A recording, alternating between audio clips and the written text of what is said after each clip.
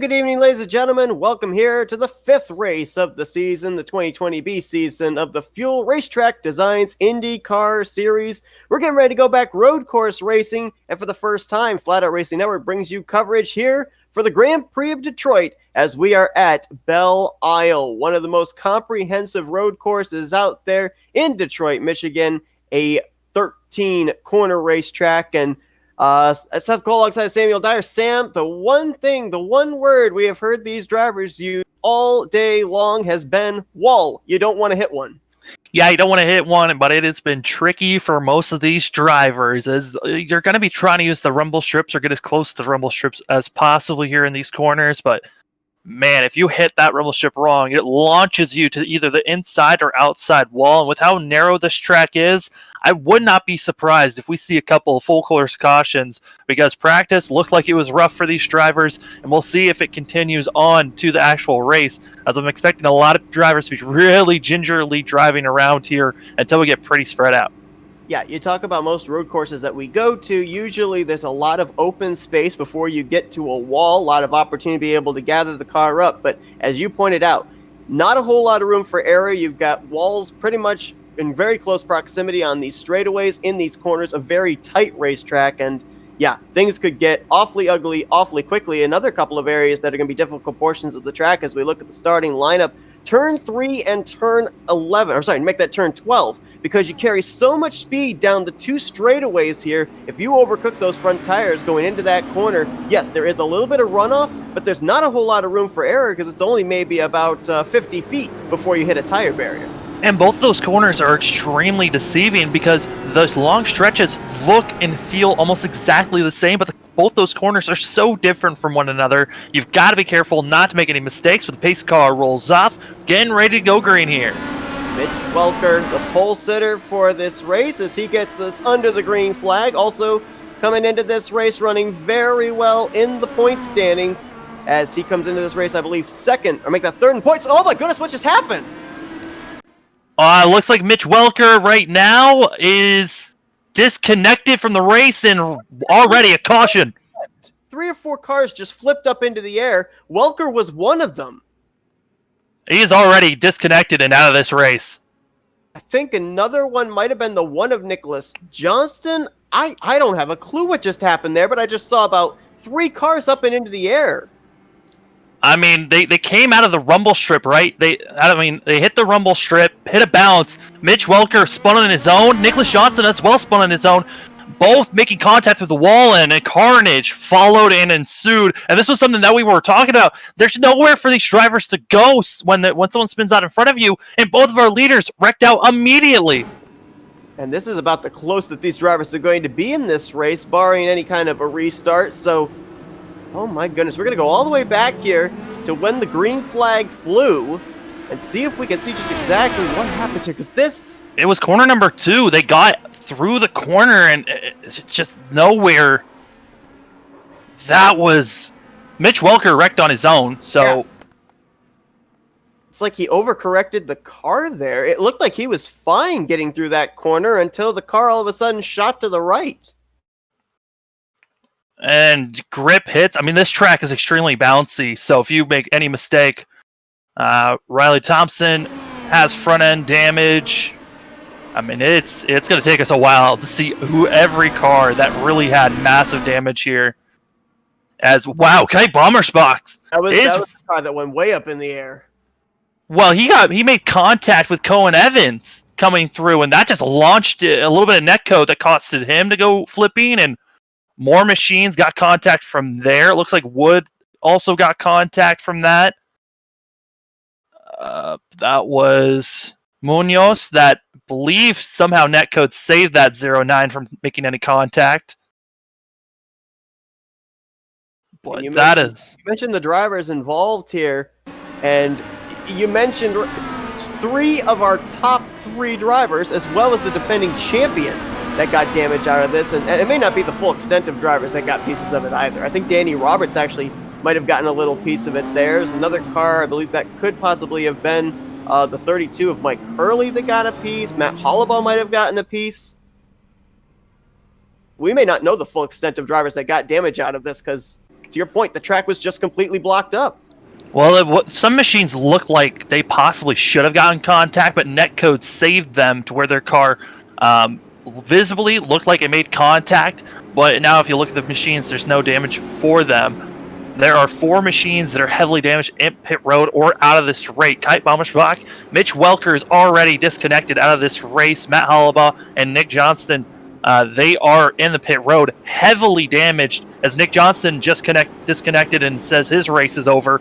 Some of our favorites to win this race already out of the race, and almost in a way, I'm not surprised. This was something that I was actually going to bring up before carnage happened on turn number 2, is that even our front runners have been having trouble during practice, so I'm not surprised by this, and this track already ensuing and taking out a lot of machines. We haven't seen Nicholas Johnston since the dual races at Homestead, the Homestead Road Course, as he took both Texas and Pocono, the last 2 races, as his drop races, if you will. An early end to his night here. And Mitch Welker, Kite Bommersbach, who I'm assuming Bommersbach's day might very well be over with the flight he took out of turn 2, as well as Welker out of the race. That is your second and third in the points coming into this race. Kite Bommersbach was only 9 points behind Riley Thompson. Welker was only 10 points back. And right now with Riley Thompson out in front, he could be looking at a very big points day for this week. Yeah, Riley Thompson, points leader after last week's win and looking to continue forward. But man, what huge contact, and I don't think anyone was prepared for that type of carnage immediately when we went green. Nicholas Johnson, looking for a better day, did not get that. Looks like Wood is going to be pulling that machine in, did have some front-end damage, and going to be getting that repaired and back out there running in 16th position. But some drivers that were looking for some good days to help them points-wise already done and sitting in the back. Another driver that just went to the garage here that came into this race top 10 in points, Matt Halabaugh, who had a great run last week at Pocono, gained 6 spots in the standings from 12th up to 6th. He's going to be out of the race, looks like in the 18th position. So that first caution hitting a lot of drivers, not only hard in terms of drivers we were looking at to win this race, but also in terms of overall points. Yeah, and now this kind of puts Kite in a spot where if he can stay in, and we have a lot more cautions that come into this race, it's actually going to give more time to get that 37 set up and to gain some positions of the drivers that have already exited the race. And like I said, I'm expecting us to see even more full course cautions, as we only got to corner number 2 of this racetrack, and we haven't even got to really what we would call the most dangerous spots of this track yet. Absolutely, yeah. Probably 2 of the easiest corners here. The first 2 couple of corners, a typical type of road course corner, the wide sweeping kind. A lot of 90-degree corners that the drivers are going to have to deal with in the latter section of the course. So this changes up the top 5 running order big time. It's Riley Thompson now is going to be the leader. Jason Brophy moves up to 2nd place. 3rd will be Barrett Rolfe, who's been really impressive with his finishes this season in his first full-time season at Fuel. Cohen Evans now up to 4th, Danny Robertson 5th, and not only does Riley Thompson look good in terms of gaining points with the departure of Mitch Welker and possibly Kite Bommersbach out of this race, but Cohen Evans, Danny Roberts there in 4th and 5th. That's where they are in the point standings as well, so big opportunity for them to move up into the top 3 in points after leaving Belle Isle. Yeah, both those drivers, if they can get a top 5 finish, really helps them to stay close to Riley Thompson, but I think as well, everyone's just hoping to see our points leader at the moment have even issues, but I think Riley Thompson is was up there, some of the drivers that we were expecting to challenge for this win here today, but now the only one that has survived from what we would call our big 3 of Mitch Welker, as well as Nicholas Johnson, and then Riley Thompson himself. Those are kind of our big 3 drivers that are always here and challenging for a win at road courses. Waiting until we're going to get the 1 to green signal just to update a couple of drivers that were caught up in the incident. I think you already mentioned Andrew Wood is currently back on the racetrack. He spent a little bit of time in pit road getting some damage repaired. Kite Bommersbach, they're still trying to fix that 37 to at least get him out there and gain some points, but you can just see the whole front end is gone, the whole rear wing is gone. I mean, that car almost looks a little bit like the Batmobile right now, sitting there on pit road, as he has spent over 7 minutes on pit road trying to get what repairs they possibly can. He does have the opportunity to go out there. Even if he completes one lap, he can move from where he's currently 20th up to 17th in the finishing results. Exactly, and I think that's what the 37's goal is here, by just sitting in pit road and getting the damage repaired. As right now, would be officially on lap number 2. Right now, 3 laps down, but we're only on lap 4 of 40. We have not even gotten close to when pit road's going to start. I haven't even seen if drivers can really make a full lap here at this course without a full course caution. And we'll see as the more pace laps they run, the more it helps this 37 machine out. We had so many corners before we came on the air here of trouble spots. We had turn 3, turn 5, turn 8, turn 12. Turn 2 was not on that list, and already it has proved to be the most detrimental corner for these drivers, and they have not taken those other corners under green flag conditions, but they're about to as the lights are out atop the pace car. Riley Thompson will begin us back underway. He just moments ago actually had a little bit of a scare himself, was actually out of our screen due to some internet issues, but fortunately it has settled out, and he will indeed be the one to bring us back for this restart on lap 5. Preparing to get going, and we'll see what type of restart we have here, as now they're not going to be double filed up. Single file restarts, it might be able to help these drivers get through the first couple of corners, but like we said, we've only seen the drivers get through, quote-unquote, get through the first 2 corners. We have not seen the more technical, hard braking zones just yet that we know are going to be difficult for all the racers out here.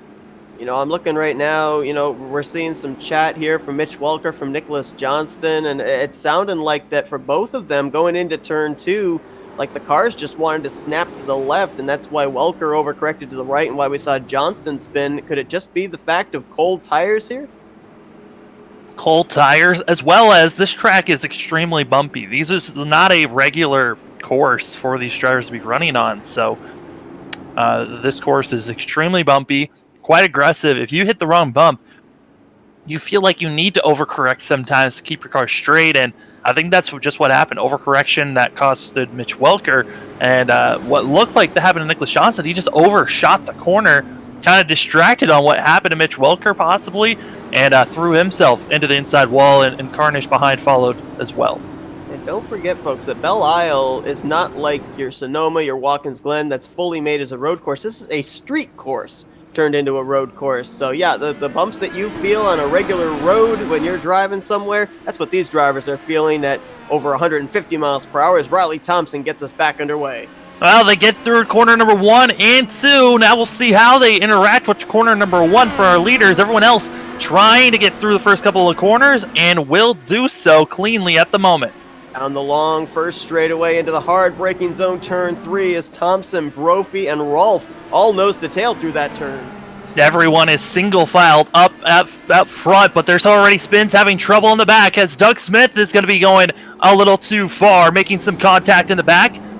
And looks like there is still some drivers having some issues in the back half of the field as they're trying to move forward. It looks like the distance between 10th and 11th, 3 seconds because there have been issues in the back. Evan Adams in the 59, Kyle Pokrevki in the 77. Looks like those two. I'm not sure if they were just taking the corners really, really carefully or if they may have run into an issue because they lost some time as well through the first couple of corners. As battle up front right now looks like it may be for around the second position as Brophy has Barrett Rolfe all over his back bumper, and then just a little ways back, Cohen Evans trying to join the party. Yeah, Cohen Evans trying to join up on these guys. Other battles that are going on is the battle for 7th. We've got Mitchell Riggs and Roberto Munoz quite close to one another. Roberts just up ahead of them there in the 51 machine. You can see 2 red cars flanking the Mitchell Riggs number 36. Car that came into the pits, Doug Smith. And another car in pit road, Evan Adams. I believe the 8 car actually might have teleported to pit road rather than driving back around to pit lane. That's exactly what happened, and it kind of messed with our telemetry for a quick second there, but everything now back situated as looking like Riggs actually had some issues where he had to slow down quite a lot through that last corner he was in, giving him making him lose a couple of positions there. But back up front, it looks like Rolfe's trying to gain up and get past Brophy, not able to, which is bringing up Cohen Evans. to make this thing a lot more interesting up front. We already talked about the fact, that you've got wall to your left, a wall to your right, and not much racetrack in between. Makes it very difficult for these drivers to be able to find an area to be able to pass a car in front of them. Yeah, it's going to be interesting for these drivers and to see, as it's looking like Riley Thompson feeling comfortable, slowly pulling away from our other drivers behind him from second and third. And it's looking like that battle for second could be heating up, as really it's starting to turn into a 4-car battle here between Brophy, Rolf, and Cohen Evans, and Danny Roberts slowly gaining closer and closer to make this a 4-car battle. In the last 3 weeks, we've had an off week and 2 speedway races, so something we got to talk about now that we're back at a road course configuration. The push to pass is back. A couple of drivers have actually already used one of their 10 push to passes. Mitchell Riggs in the 36, Nate Michael in the 5. Right now, everybody else still has all 10 of their push to passes, and the only couple of places where I'm seeing here where you might want to use a push to pass is on those 2 straightaways, but then you don't want to carry too much speed heading down into the heavy braking zones into turns 3 and 12. Yeah, it's trying to find that balancing situation when you're going to be making the pass and when you really don't. But a battle for second place, you're seeing it on screen. I mean, these guys are all on top of one another. Here comes Ralph thinking about ducking inside. Thought otherwise of it. It's Cohen Evans right on the back bumper of the 33 machine. Another car on pit road. This is obviously an unscheduled pit stop. Mike Hurley in the 32 just made a pit stop and is now leaving. So that drops him back to the 15th position as Doug Smith, we saw him on pit road having to teleport there. He's taken his car back to the garage area, so he will finish in the 16th position. As Mike Hurley gets back onto the track, he's actually going to let a lot of these lead lap machines go on by, being the first car 1 lap down on the course for that 32 machine. And only 15 cars left on the track at the moment, as Kai Bommersbach, the only car that's in the pit trying to get damage repaired. Saw it happen there. Barrett Rolfe up to the 2nd position, making the pass on Jason Brophy in turn 4. So he found an area, and I think that maybe Brophy might have kind of moved over and let him go as well, but now Brophy's got Cohen Evans wanting by him as well. Whoa, Rolfe! It looks like he almost clipped that wall, as he was extremely close there. Brophy nearly clipped it as well, so that's going to be another thing these drivers are going to have to worry about, because I was watching, Mitch Welker was the fastest driver we had in practice, and I was watching how he was making his laps, and he would be right on the razor's edge of hitting the wall or hitting the tire barriers off the corner, trying to get as much speed as he could, getting back to the throttle as soon as he could. But when you're having to go out there and preserve your car for 40 laps, you can't really afford that luxury as you can in either practice or qualifying. Yeah, you got to figure out how to maximize your speed and always be on the limit, and that's what these drivers are doing. And looking at the spacing between these drivers, we've got ourselves, Jason Brophy, after that very close incident with the wall, slowly has been drifting on back, losing another position to Cohen Evans. Danny Roberts is here, as well as Roberto Munoz. So I don't think the 88 machine is done losing positions here with that scare. He's now got to get back into a rhythm and try to keep moving forward side by side on the exit of that corner. And almost getting the wall again, there was Brophy being on driver's right. Ooh, boy, you can see that car wiggle, and that's another thing too. You run so much of this track making left and right hand turns. A lot of these drivers, it takes them a while to even get up to 3rd gear in this road course section, the windy area. So a lot of times in 1st and 2nd gear, if those rear tires don't take and they spin, you're going to see those rear end of the cars snapping around. Yeah, looking at some drivers that have the biggest moves so far on lap number 9 being put down so far. Danny Roberts started 12th up to 4th position. So a great day so far for that 41. Who's just been slowly working his way forward. And right now, Andrew Wood is back to around 10th position. Not bad for when he came into the pits, ran 16th on that last restart. Danny Roberts was the biggest gainer in the points last week after a 4th place run at Pocono. And Leslie moves up to the 5th position in the points coming into this one, looking like he might be en route for back-to-back top 5s. And that'd be a great day for that 41 machine of Danny Roberts. Whoa, always looking. Sliding there off of turn 4. Sorry to cut you off. These drivers are, like we said, on razor's edge constantly every lap. And there's a chance to hit that wall every time. And we've seen our front runners having issues on the first lap, and it's going to continue forward every single lap from here on out.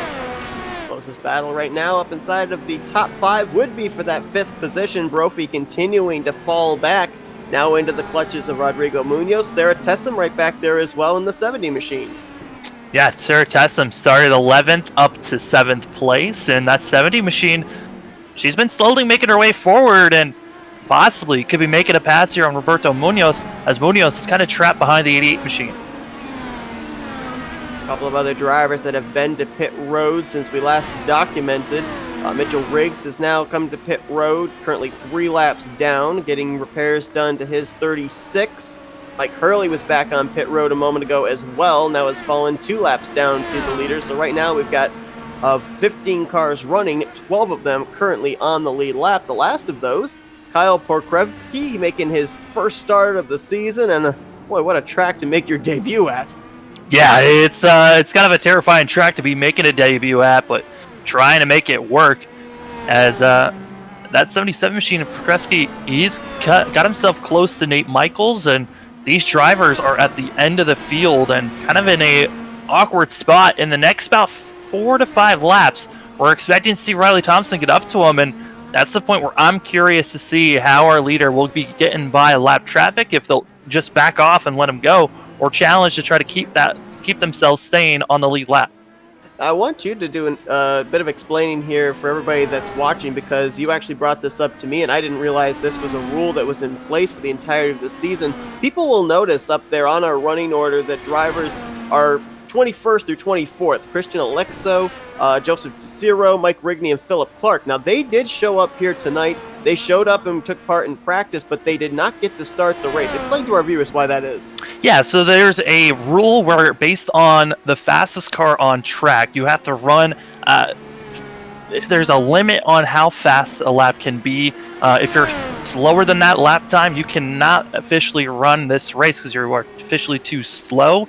And for these drivers here today, Mitchell Welker was putting down such screaming fast lap times that the marker for these drivers was a 1 minute 19.9 second lap time that the drivers had to run during practice or during qualifying to qualify for this race. And I believe there were about 4 or 5 drivers that you just said that did not make that marker, so they could not run this race. So that will explain for everybody why there is 21st through 24th on the running order, even though you don't currently see them on track. Good 3-way battle back here for the 8th position. Chad Simpson in 8th. Will Roberts. Oh, Will Roberts! Just as soon as we talk about him, he spins it around there right in front of Andrew Wood. And able to be out of the way for Wood, who just barely snuck on by. And Wood is now on the back bumper of the 46 of Chad Simpson, and Wood's been slowly inching his way forward, now has to try to gain all that time back that he was on the back bumper of the 46 for a moment there. Tell you to slam on those brakes. Another machine going to be parking it. That's going to be the 36 of Mitchell Riggs. You know, not only is this track so tight, so congested in terms of racing room, but there's a lot of blind corners. So if we're on board here with Riley Thompson, you can see as he gets ready to make this left-hander, you can't see around the corner. Who knows? There could be a car that's stopped right in the middle of the track. Yeah, right now, looking at where cars are running, looking at the time and the difference between our leader and the next car to be put a lap down, which is going to be the 59 of Evan Adams. It looks like there is about a 5-second gap between those two drivers, but they are inching closer and closer, and we'll see how lap traffic is going to affect our leaders at the moment. But Riley Thompson with a 3-second gap on second place of Barrett Rolfe, feeling pretty comfortable at the moment as long as he hits his markers and doesn't try to be too aggressive here. Now, Danny Roberts is about to be reeled in here, possibly by Jason Brophy, and why I find that interesting is because Brophy still has all 10 of his push-to-passes. Danny Roberts has used up 3 already. He's down to 7.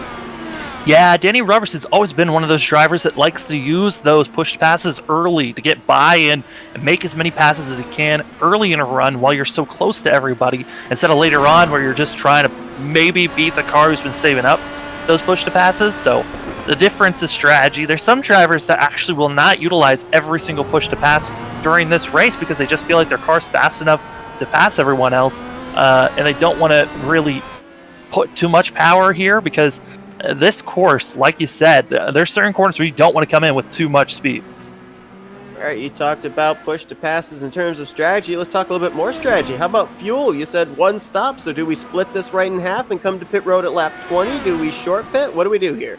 I would imagine these drivers are going to go a little bit past the midway marker. Probably to lap 23 is the marker a lot of these drivers are going to go to. Fuel-wise, I think they were able to save at least a lap possibly because of all the pace laps that we were running after our first caution. That helped these drivers a lot. But yeah, lap 20 to about 23 is the marker that we're going to be seeing drivers possibly pitting here. Problems for Cohen Evans, who was running up, I believe, in the 4th position at the time. He has made contact with the wall. The left front wing is gone on his 17 machine, and he had to teleport that car to pit road. Yeah, was running 3rd place at the time before that damage, so Cohen Evans already in the pits, trying to get those repairs done as quick as possible, and deciding that the teleportation was the better option instead of risking damaging that vehicle even more by running the course. You know, it's interesting here. These drivers have been out, I think, about 10 laps here on this run. Nobody came to pit road after our first caution, but we went back green. I think it was on lap 4. This last time by, they were slower, but the last time around prior to that, Riley Thompson, Barrett Rolfe, and Danny Roberts all ran their fastest laps of the race. Yeah, I mean, these tires... Oh, boy, there was a car that spun out in front of Danny Roberts. I believe that was Cohen Evans, and it was. As that 59 machine's kind of at a blind corner for these drivers, trying to let everyone go by and then get going again. But now putting Cohen Evans first car, 1 lap down in 11th place. In the 11th position is where Evan Adams currently is at after he has made at least one unscheduled stop under this green flag run. Battle right now is for that 4th position. Rodrigo Munoz got around Jason Brophy. We saw Brophy moments ago let him by, and Brophy almost got the wall for his troubles, but Brophy hasn't really let that 0-9 get away, so this battle for 4th place is still on. Yeah, I mean, this race has suited Roberto Munoz probably the most out of all drivers. He's a driver that we're used to seeing running around that 7th, 8th position, but always being consistent, not really dumping his car off a course that very often. So this 09 machine, seeing our front runners being taken out so early in this race, it's set this 09 up to get a top 5 finish here just because of how consistent he's been. A great run for Sarah Tessum as well, 6th position at the moment, and she proved how good she was at the road course when we were back at the Homestead Miami road course. Got involved in an early incident in the first heat race. Finished that race, I believe, was down inside of the 21st, 22nd position area. But then in the second race was able to avoid all the carnage and brought it home with a solid 9th place run. So doing very well here today at Belle Isle. Yeah, and someone that is possibly able to get by Jason Brophy here as she gets a little loose out of that last corner. But these drivers, they got to be careful coming out of every single corner, not to get onto the gas too quick, or they'll snap that machine around. But still a chance to get a top 5 finish for that 70 machine. As we're on board here with Tessum, as always with this season, the drivers running that arrow screen that was introduced around the midway point of last year here for the Fuel IndyCar drivers. And how much does that come into play here at a track with tight corners like Belle Isle? I mean, it's tight corners, blind corners, and you've got a giant bar that's kind of blocking a lot of what's directly in front of you. You're hoping that someone is not completely stopped in front of you because sometimes you actually might not see it. You're hoping that your spotter's helping you out with drivers that you're coming up to, as Riley Thompson right now coming up to Mike Hurley here, who we've seen the 32 get out of the way multiple times here for our leader, so shouldn't be too much of an issue. But that bar really is kind of distracting in a way. Some drivers, the more that they race, the more they can just phase it out of here. But there are some spots on this course that it can be very distracting and very rough for these drivers, as Barrett Rolfe has been able to really gain up on our leader since Riley Thompson has gotten trapped behind Mike Hurley here. That last time by, 2/10 quicker was Rolfe over Thompson. Of course, for Riley Thompson, coming off some momentum last time out at Pocono, taking the checkered flag, the first checkered flag he's taken in over a season, and consequently put him up into the points lead as well. It is now less than 1 second for Rolfe, who is right there. And surprised, because neither driver has used the push to passes. Danny Roberts, since the last time we talked about him, he's actually used a push to pass, has put him into 3rd position here and trying to keep himself where he's safe. But some of the closest action on track looks like Sarah Tessum able to get by the 88 machine and pulling away from Brophy. We talked about knowing just what this track was going to be like for these drivers, how many might be running near the end of this race. We're not even to the halfway point. A couple more drivers have gone behind the wall, Nate Michael and Mitchell Riggs. We've got Cohen Evans still sitting on pit road getting damage repaired. Right now, out of the 20 cars that took this green flag to start this race, we've only got 12 of them out there running and only 10 of them on the lead lap. Yeah, this is a race that I think I told you right before we went live. There's a chance that someone that was running in the back, if they could keep their car clean, could possibly win this just because of how much carnage there could be around this course. So far, that driver that's been lingering in the back, making it forward, let's say Andrew Wood in his pit stop that he took while we were on that first pit caution, I think he set himself up for a great finish here in that 64 machine. Might be 15 seconds, but almost 16 seconds back from our leader, but still running decent laps, almost as fast as Riley Thompson. So could be gaining up time if we go into the pits here in the next about 3 laps or so.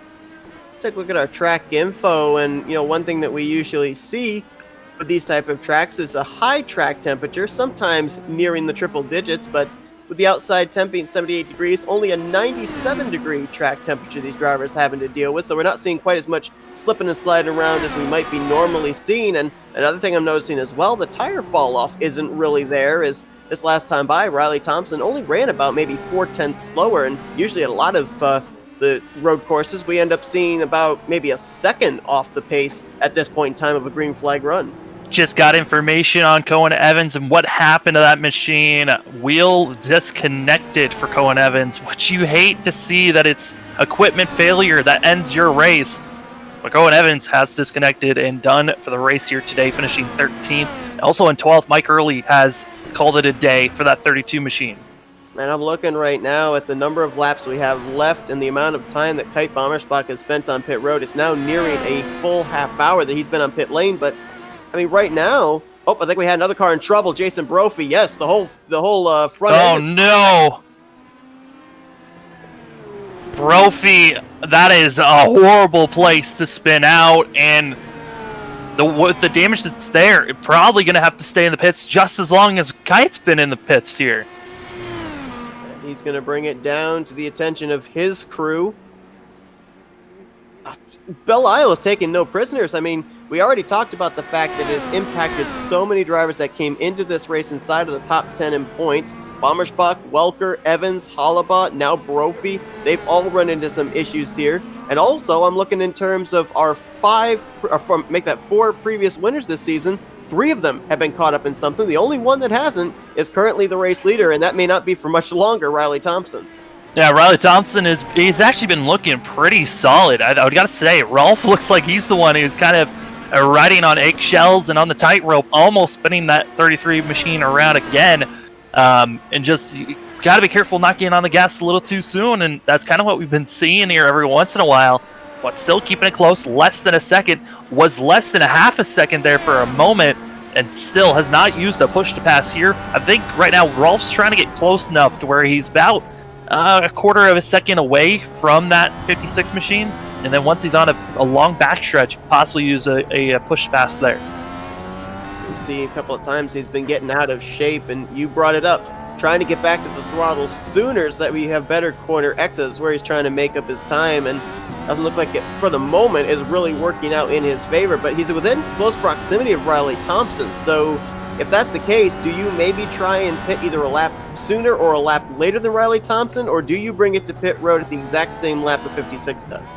I would probably come in a lap after and try to utilize clean air to just try to pull away. But, them battling as close as they were, it actually brought in Danny Roberts a little bit here. And since Rolf's been off sequence and trying to get back into a move here, as it looks like the 77 had some issues as wing damage, and possibly he's going to have to come into the pits to get that wing damage repaired. As I saw him once Rolf and Danny Roberts drove by. And yes, the 77 will not be pulling in the pits with that wing damage. Surprised to see that. It doesn't look like it's too bad. You can definitely see that left front wing is pushed up higher than it should be, but he might be okay, at least for the moment, to make it until the round of green flag pit stops. It's certainly not as significant damage as we've seen on a number of other drivers. Yeah, I mean, it's not like, Barofi's where he doesn't have a front wing or a front cover at all for the 88 machine. So still drivable, but still got to be on eggshells and be worried that you don't over push your machine here, since there is a ton of damage for the 77. That really, one simple mistake before you might be able to save. This time around, it might be just a little too much. One driver that's back here in the 6th position, Andrew Wood, actually did come to pit road under our only caution up to this point, getting a little bit of damage repair. Didn't spend very long on pit road though, 13.6 seconds. And because of that, he can go maybe 2 or 3 laps further than everybody else. Yeah, and actually is running a little bit faster than some of the guys that he's in front of. So been gaining up on Saratessum as well as Munoz, so could be gaining it and passing these machines in front of him, as it looks like 77 dropping to the side, letting cars going by again.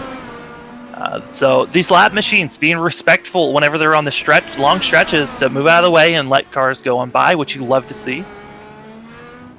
Yeah, easier to be able to let a car by on the straightaway rather than try and let them by when you're going into the corner. Saw a couple of drivers actually that didn't really want to push their race car early on, trying to move out of the way of the faster cars behind, and a couple of them almost wrecked themselves for their trouble. As boy, every time off that corner, Danny Roberts looks like he's going to clobber that outside wall with the right front.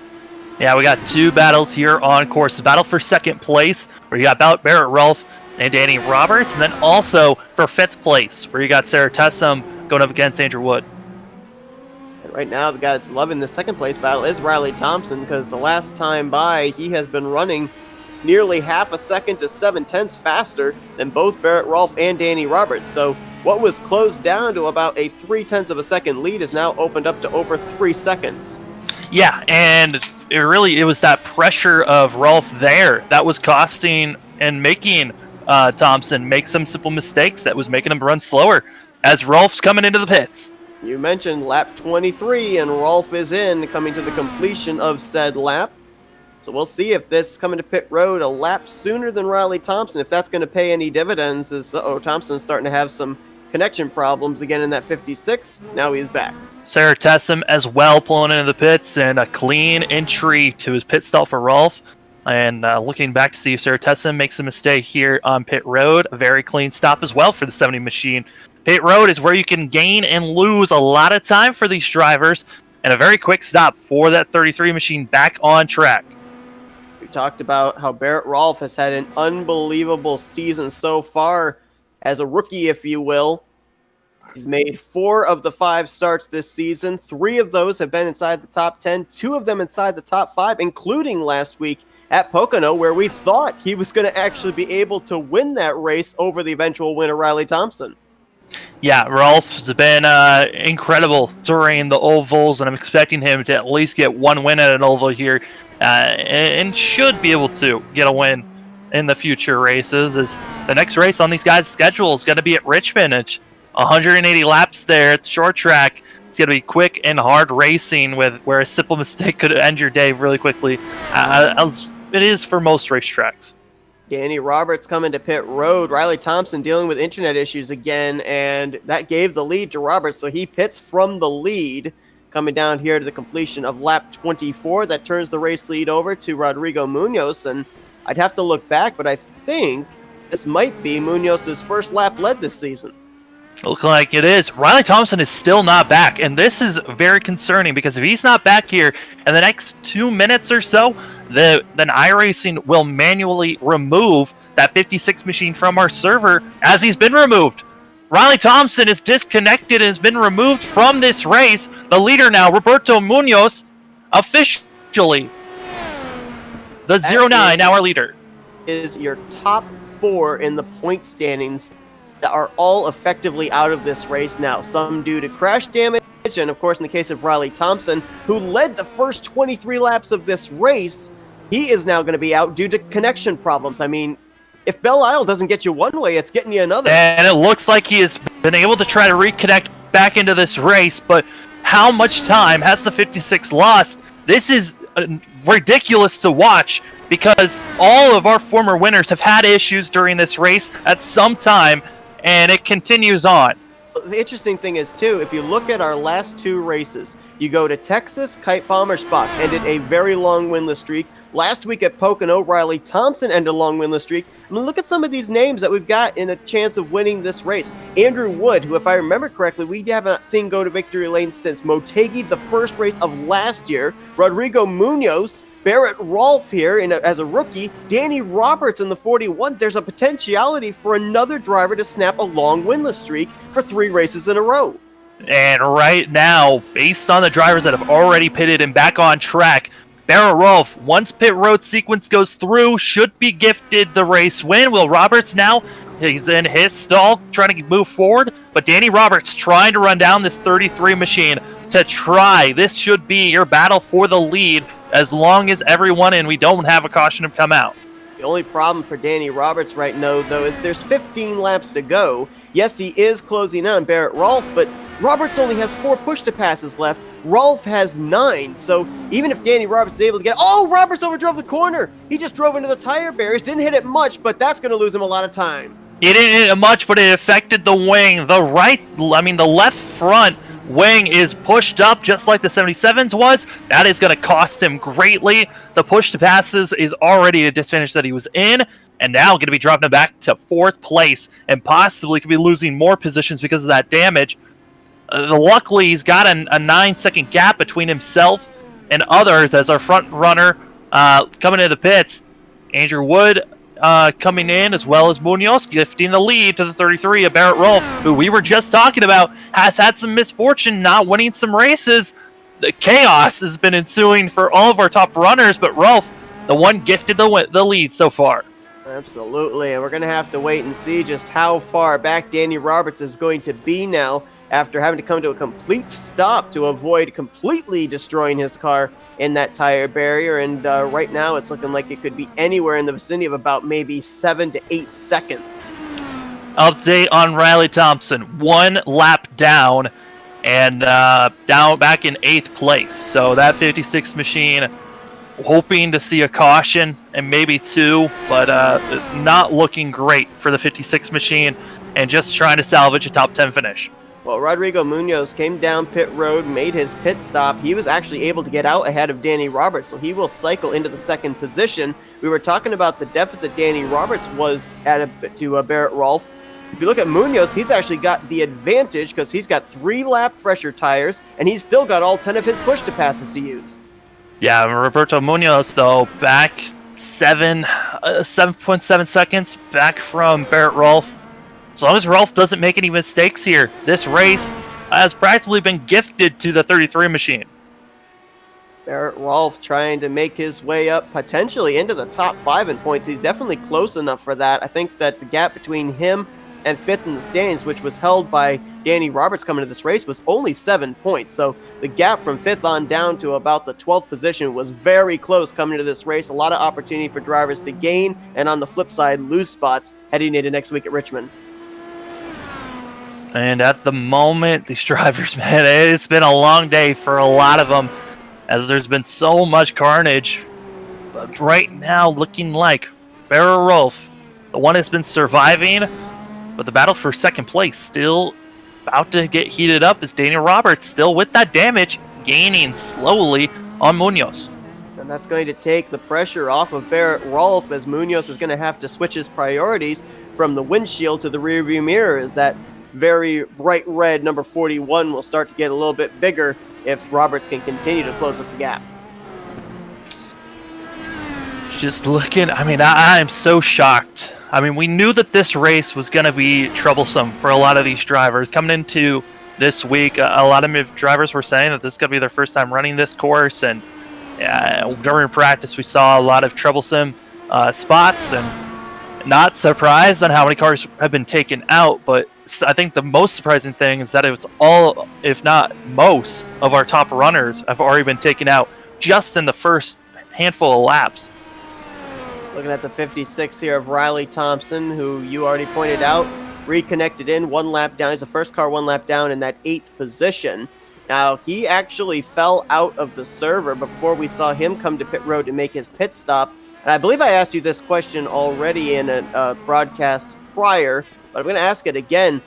Is there a thing that happens in iRacing, like over in Air 2003, where if you fall out due to internet connection, you reconnect back in, that it gives you a brand new race car, full tank of fuel and everything, or is he still left with what he had in the tank when he fell out?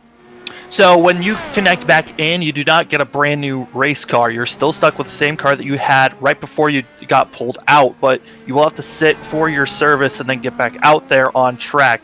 So that is what the 56 machine had to do, was sit, take the service that was needed for pit stops and everything, get back out there on track. So kind of was like a pit stop in a way, but took so much longer because you had to reconnect back into the server. So everybody should be good to make it on fuel up to this point, as Barrett Rolfe about to come around, hit the line, hit 10 laps to go. That last time by, however, he did lose some time, about 0.6 of a second, lost to Rodrigo Munoz, who has to make up now about 6.5 seconds in less than 11 laps. I'm just so shocked at the moment I'm still baffled by all this carnage, man. And to see the drivers that are still running, I'm Roberto Munoz. I mean, I said this at the top of the broadcast. He's just been so consistent that I wasn't expecting him to be one of those cars that wrecked out, and really has been succeeding quite well by seeing so many front runners have issues and all the drivers behind him that have had issues. Well, there's an old adage out there, and Belle is certainly playing into that. In order to finish first, you must first finish. Right now, we've got 10 drivers that are still out there logging laps, only 7 of them currently on the lead lap, and to your point, a lot of them were drivers that we saw qualify in the midway portion of the field off the starting grid. Yeah, midway, top, it's just watching these drivers. I think now, at this point, most of these drivers have figured out, okay, I just need to finish this race, and the pace kind of has dropped off for some based off of what they were qualifying and practicing their best lap times were. It's dropped off considerably from that moment, and I think a lot of drivers have figured out, hey, let's just run as quick as I can, but conservatively at the same time. Yeah, the bad news right now, obviously, for Riley Thompson is he was more than likely going to be the driver, along with Barrett Rolfe, that was going to battle for this victory. It was probably going to be one or the other going to victory lane here today. He was going to be able to grow his points lead. The good news is, I believe, based on where he is running in relation to the only driver that really was going to be able to challenge him for the points lead, Danny Roberts, that Thompson still will have the points lead when we get to Richmond. How much of a points lead, I can't tell. And right now, looking on cars that are trying to run down and possibly get another position. That's Riley Thompson right now is, when he came back into the server, he was actually about 1 minute and I believe 17 seconds away from Will Roberts. He's actually gained about 20 or 30 seconds on that 27 machine. So yes, he's back in 8th, but possibly could be getting 7th place here by the end of this race. Back in the 8th position, but he is the only driver that is running consistent lap times in the 1:15s. That last time by, Barrett Rolfe ran a 1:16.5. Thompson ran a 1:15.6. That time by, he actually ran a 1:16.4, but that's still a 10th quicker than our race leader. Yeah, our race leader, Barrett Rolfe, still he's pushing it and trying to make sure that no one can gain time on him. Roberto Munoz has been able to gain, I believe, his 2nd since Rolfe's come into the pits. But that's about it. Still back by over 6.5 seconds for that 0.9. And there's just not enough time, I don't think, for Munoz to catch up to Rolfe. And also, the difference in push to passes, neither of them are really pushing their machines at the moment, trying to save up just in case they have a challenger behind them. Like, Munoz has to feel comfortable running in 2nd, as Danny Roberts only has 3 push to passes to Munoz's 10. Yeah, right now, if you're looking at your top 3 currently in the running order, Barrett Rolfe, Rodrigo Munoz, Danny Roberts, all of them came into this race running really well in the point stands. This is just going to help them in terms of gaining spots, gaining points. Danny Roberts was 5th in the standings. Rodrigo Munoz was in a 3-way tie for 9th. And Barrett Rolfe was also in that 3-way tie for 9th. So, I mean, very likely we're going to see all 3 of those drivers moving up, maybe even up into the top 5 in points when we get to Richmond next week.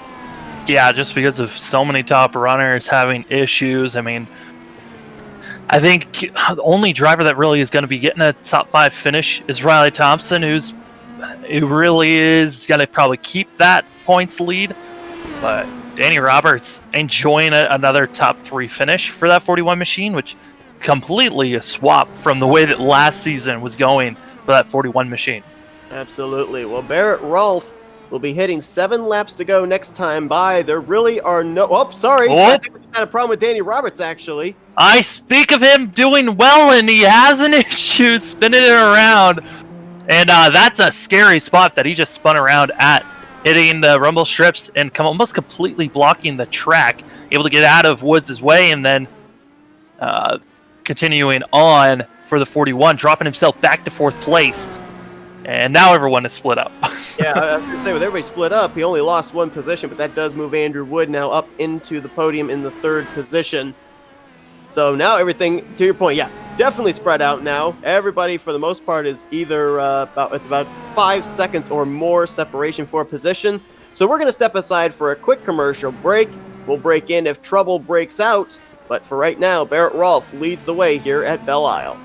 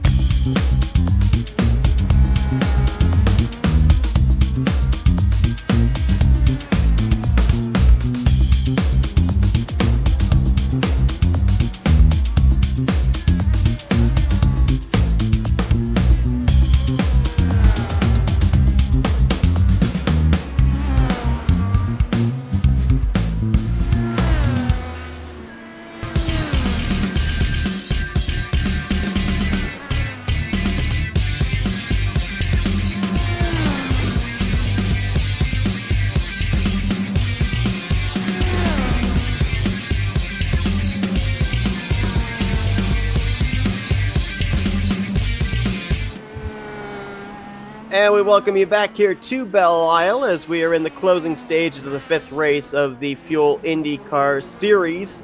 Right now, Barrett Rolfe showing the way and just hoping that these laps tick away quickly. I'm Seth Cole alongside of Samuel Dyer. A lot of stuff has happened here, especially in the first 5 laps of this race. A lot of our front runners taken out early, including Welker, Bommersbach, Halabaugh, Johnston, guys that we had as our picks to win. Yeah, I mean, at first lap, second corner, we had 2 or 3 machines flipping. And, I mean, that is just the wildest way to start a race. And drivers that we thought were going to be battling for the lead all race long, taken out immediately. And then it just continued on from there. More cars dwindling away until we got about to the halfway marker. And that's when drivers kind of figured out how to drive this course and race conservatively compared to everyone else. But then Belle Isle was not done with us. Then Riley Thompson, who had dominated the first half of this race, connection problems, did reconnect back in, but the dominant car of the day, at least for the first half, currently 1 lap down, back in the 8th position, and that's where we're at, with Barrett Rolfe basically being gift-wrapped the race lead. Maybe this race win if he can keep it on course for these final 3 laps. Yeah, Rodrigo Munoz as well as Andrew Wood, they have been just kind of in cruise control ever since they got into the positions they're in. Thought maybe Danny Roberts would have gotten a top 3 finish, but the 41 machine spun out about 3 or 4 laps ago, putting himself now back to 4th place. Action that could be brewing that for these last couple of laps is the challenge for 6th place. Chad Simpson's being ran down by Will Roberts there for a quick moment, but it's still a 2-second gap between the 2 drivers. Last time by, Roberts was about 2 tenths quicker than Chad Simpson as they're running behind Sarah Tessum in that 5th position. Right now, Riley Thompson in 8th. He's a lap down. Evan Adams and Kyle Porcrefi, they are currently 9th and 10th, 2 laps down apiece, but looks like they both will be leaving a very tough road course, at least in the top 10. But, I mean, there's still 3 laps to go. Barrett Rolfe's about to hit the line for 2 laps to go, and I still have the apprehensive feeling here because, you know, we saw drivers wreck on lap 1. 2 laps to go means nothing that these drivers can't possibly make a mistake between now and the checkered flag. Yeah, we saw the wreck. Corner number 2, which, you know, we would usually say isn't the toughest place on course, but the bumps on this racetrack have caused drivers to overcorrect and put themselves in situations they don't want to be in. As Andrew Wood able to get by a lap machine, but also that challenge for 6th place, inching closer and closer, almost a 1.5-second difference. Last week we saw Riley Thompson go to victory lane. It came down between himself and Barrett Rolfe for that win on the final lap. Barrett Rolfe this week was running down Riley Thompson before the green flag pit stops happened, and obviously with Thompson's issue, it looks like Rolfe may come out on the winning end of that exchange. So those two find themselves in the same vicinity of the track 2 weeks in a row. Looks like the 2 of them may be exchanging wins here in these past 2 weeks as well. Yeah, and these drivers excited to be getting some wins here. I mean, Rolfe, who we've been seeing during the ovals, been very consistent, up in the top 5 almost every single race. And here during the road course, like you said, kind of gift wrapped this win with so many top runners having issues throughout this race. White flag in the air, but you can see that Chad Simpson, Will Roberts, now it's less than a second between these 2, so we're going to keep it on them for the moment and watch this brewing battle on the final lap. Well, actually, they haven't even gotten the white flag yet, so they still got more than a lap to be able to settle this position out. The biggest difference between the 2 drivers is Chad Simpson only has 2 push-to-passes to utilize here, as Will Roberts has 10. So that 27 machine has push passes to use, but decides not to use it, deciding, hey, I'm going to go with the slower, with going down the straightaway maybe a little bit slower, but figuring out, hey, my turn and entry into these corners, I want to be more consistent instead of running it down on the straightaways. He had 2 early wins this season, sweeping both the Homestead road course races. That's our defending champion, Nicholas Johnston, and obviously the point stands that we have in front of us do not count the 2 drop races that drivers are allowed to have. Johnston using up both of those the past 2 weeks at Texas and Pocono, but you'd have to think the DNF he suffered here today, 17th, going to kind of put him a little bit behind, and we saw this last year when Kite Bommersbach came in the defending champion, how he struggled, and it's looking like the same deal maybe here for Nicholas Johnston, at least in the first half of this regular season. It might be the curse of the number 1 machine. After you get a championship last season, it just does not want to stick with you moving forward. But man, what a race for Barrett Rolfe in that 33 machine, able to get it the win here at Belle, and it's been a rough day for everyone else on track, except for that 33 machine who's been consistent for every single race he's been here. I mean, every single lap that he ran here. Last week, finished runner-up, one position better here today as the battle for sixth heading into the final couple of corners. Roberts is there, but I don't think he's close enough as they head down for the start-finish line, and Simpson will hang on to sixth. Roberts will cross in seventh, but one thing they can say over a number of other drivers today is they kept their cars in one piece. One piece, top 7, able to stay on the lead lap, and yeah, like I said, able to stay in one piece. I think the one driver that's extremely disappointed has to be Riley Thompson, who kept his car clean, but it was connection issues that costed him as well. For Cohen Evans, who had equipment failure and other drivers just taken out so early in this race.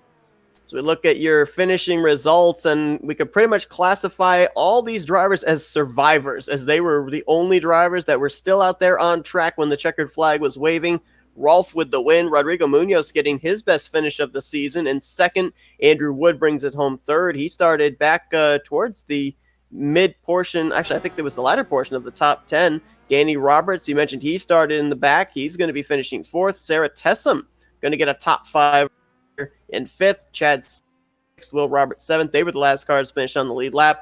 We already documented the connection problems for Riley Thompson. This could have been his race to lose. Barrett Rolfe certainly would have put up a fight, but Thompson, who led the first 23 laps, will finish 8th. And Evan Adams and Kyle Porkerby, yes, they finished 2 laps down, but they finished with a top 10. I think watching some of the cars that are in the top 10. I mean, Sarah Tessum able to get a top 5 finish, but Andrew Wood with getting that third place finish. Excuse me. I mean, he came in during that first caution, decided to come in the pits, get repairs done, fresh tires, get some fuel, had to restart back in 16th position, worked his all the way up to the third place. A great run for Andrew Wood, and what actually was his first start of the season. Now, Andrew Wood, who we saw as a mainstay driver every single week last season, first start this year and brings home with a good run at, I think we can arguably say, the toughest track these drivers have had to tackle so far this season. Let's see if we can get some words here and get some drivers' perspectives of this windy 13-corner road course as we're going to try and interview our top 3. And let's kick things off with our second place finisher, Rodrigo Munoz. Hey, Rodrigo, it's Seth and Sam up here in the Flatout Racing Network studios. You got us? Hello, how are you? Well, we're doing great, and I'm sure you are too. You were able to survive here at Belle. I mean, we saw you drivers have to deal with this track immediately on lap 1 with a lot of drivers up at the front wrecking. How in the world is it, from a driver's point of view, with that aero screen kind of blocking your way, having to make your way around this course for 40 laps? I just leave the throttle and prayer was all about that, and just looking the hot spot in the left side, so I survived. Obviously, this track has a lot of places where it can get you. What was the one corner here at Belle Isle that you focused on the most? I think the one on the left after the 2 left-hander. So that was the hardest, because if you push the throttle too early, it's a secure spin. So that was the most difficult for all the race. Yeah, Roberto, it seems like you're always super consistent at almost every track we're at. How does it feel to be getting a top 3 finish here? Feels great, but I think I had a little lucky since the 2 guys in the front, so Johnston and Welker, crashed. So I think I was very lucky to survive to that crash, and then I just tried to have a good pace. That's all. Well, you had good pace. You have a tremendous finish. This is also going to gain you a lot of points and standings as well.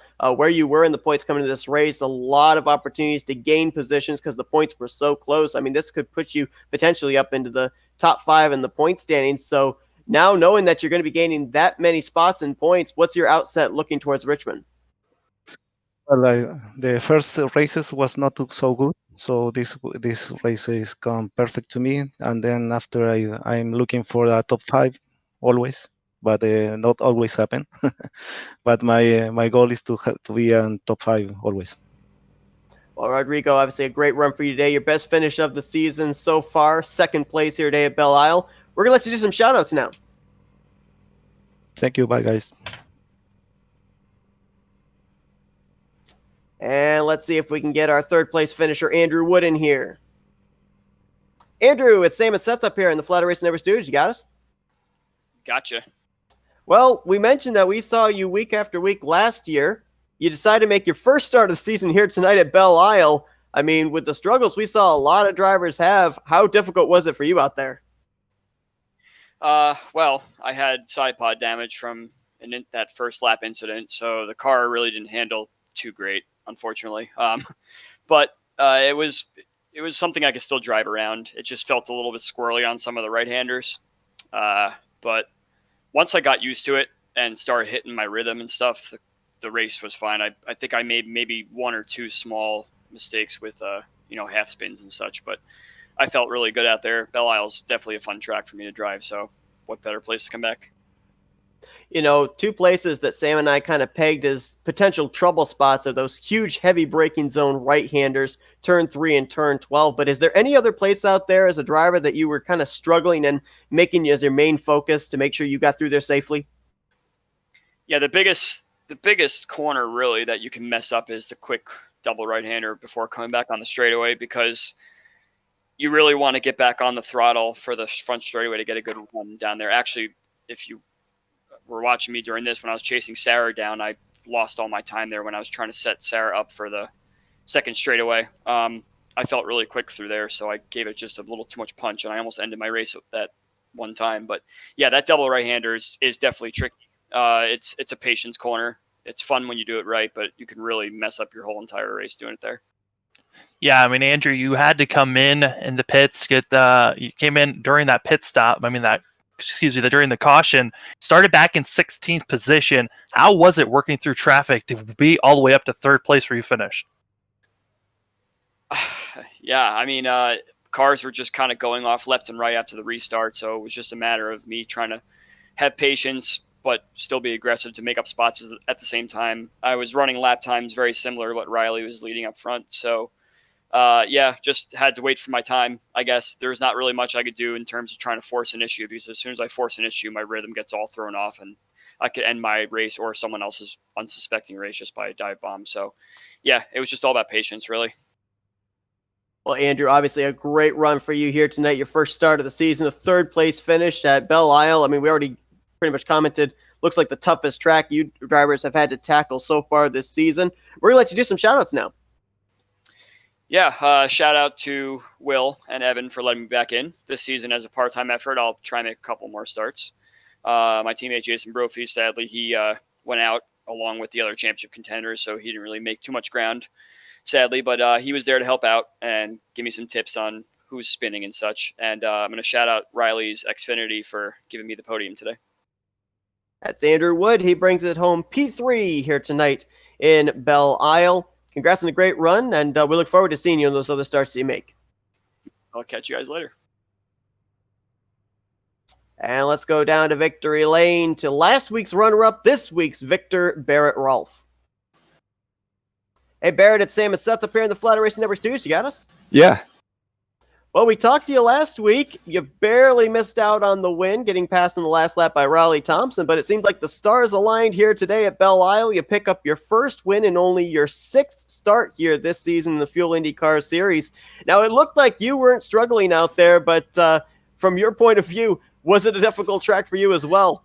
Yeah, I put in a little extra practice this week just because I knew the track was going to be the biggest killer probably out of everything. And I got fortunate actually because I found a bar combination that worked in that final practice right before the race started. So the car, I think I probably crashed every other lap in the entire time that I was practicing. So, but a little bit of luck too. But yeah, really fortunate to pick up the win.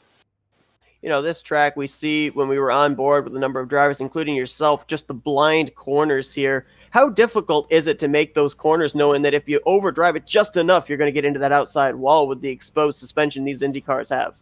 Yeah, that was my main goal actually coming into the race was just try to put consistent laps together and not overdrive, because that was, why I was crashing, pushing the limits the entire time during practice. But exactly like you said, you go over the limit just a little bit in these cars, and it can bite you really bad. But actually, big kudos to iRacing, because this is the first time I've actually felt really comfortable with the IndyCar on a road course in a long time. I think that's for the tire model changes they made recently. So. Yeah, Barrett, it seemed like from everyone's qualifying and practice times, everyone's decided just to drop off and slow down for these final, for the actual race pace. Was that just because of the fuel load that everyone was running, or was that just because everyone was trying to make sure they survived the race?